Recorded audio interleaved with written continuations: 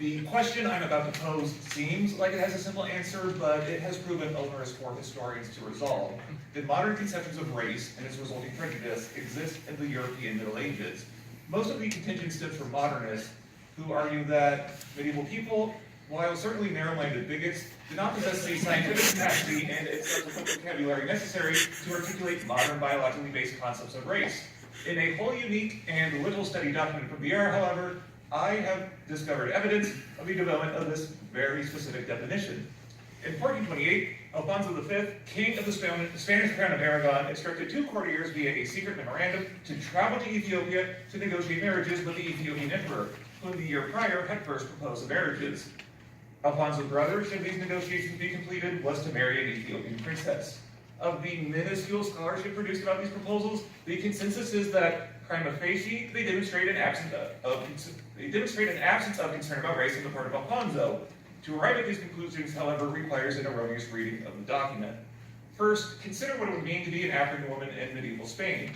In art, they were associated with demons. According to scientific thought, due to their physically hotter bodies, they were sex-crazed.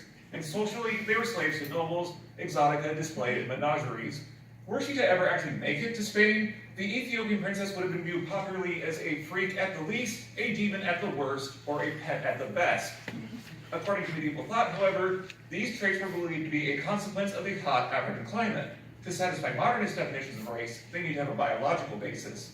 Spain in the 15th century was also the site of the development of unique protogenetic theories of race.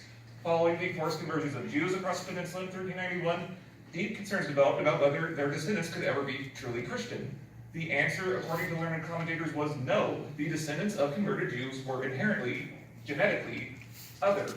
As learned thought went, nature was supreme to nurture, and one's nature could always be deduced by observing cultural features and personality traits.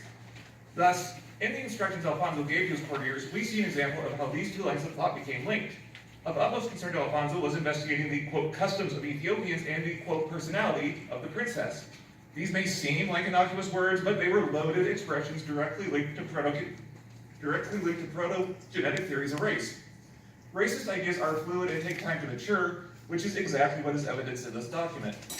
Before agreeing to the marriages, Alfonso wanted to determine, using emerging scientific thought, if the commonplace negative cultural traits he associated with Africans were an unchangeable consequence of their nature.